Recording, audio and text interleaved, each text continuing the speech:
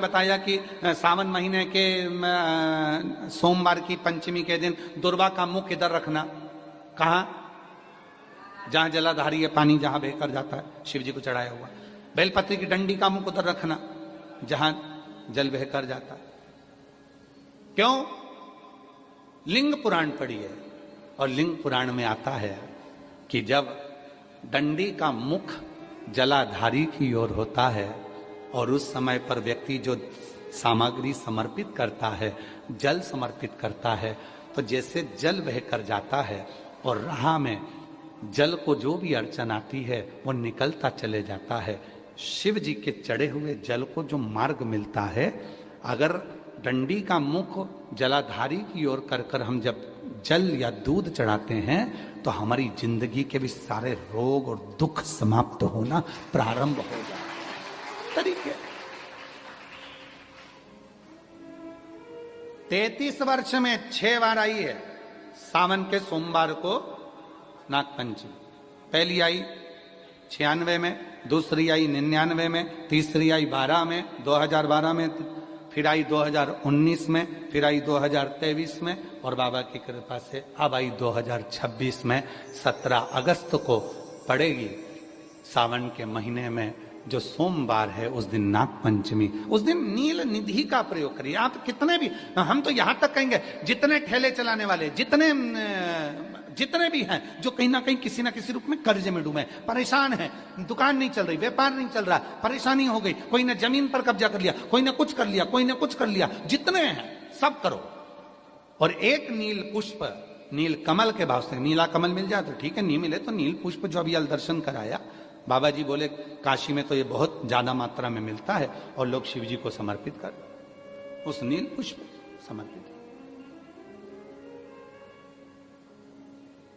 अगर भोले बाबा का सहारा न होता, अगर भोले बाबा का सहारा न होता तो दुनिया में कोई हमारा न होता, तो दुनिया में कोई हमारा न होता।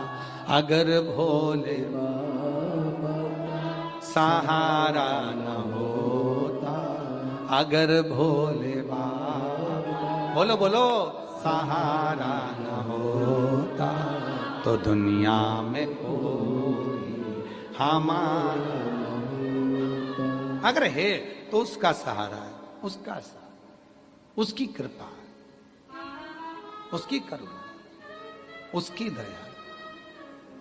अब आते हैं जिनके बच्चे एजुकेशन कर रहे हैं, पढ़ाई कर रहे हैं, कंपटीशन एग्जाम दे रहे हैं और उन बच्चों का सिलेक्शन नहीं हो रहा, ठीक है, पर जितने बच्चे करेंगे वो हमको पत्र जरूर लिखेंगे कि तुम्हारा हुआ कि नहीं। काशी से बोलकर जा रहे हैं और ये कथा केवल सीओर वाला बाबा नहीं बाच रहा, ये कथा स्वयं विश्वनाथ बाचने के लिए आए। जितने शब्द होंगे सारे विश्वनाथ जी के होंगे। जितने बच्चे एजुकेशन कर रहे हैं और जितने बच्चे कंपटीशन एग्जाम दे रहे हैं, रिजल्ट नहीं आ रहा, 1 नंबर से, आधे नंबर से, 1.5 नंबर से, 2 नंबर से रह जा रहे हो, तो प्रयास करो। सावन के महीने के सोमवार की नागपंचमी के दिन, सोमवार की नागपंचमी के दिन लाल चंदन बाजार में होता है, लाल चंदन, उस लाल चंदन का लेपन घिस लो, उसको घिसकर बेलपत्री की दोनों पत्तियों में, नीचे वाली दोनों पत्तियों में उस लाल चंदन का लेपन करिए। बेलपत्री के नीचे वाली दोनों पत्तियों में लाल चंदन का लेपन करिए और ऊपर वाले पत्ते पर केवल लच्छा, लच्छा किसको बोलते हैं यहाँ पर, क्या बोलते हैं हम, नाड़ा, लच्छा क्या बोलते हैं, मौली, लच्छा, नाड़ा, जो भी है वो बीच वाली पत्ती पर रखकर देव अधिदेव महादेव को समर्पित कर दीजिए और बाबा पर 1 लोटा जल चढ़ा दो।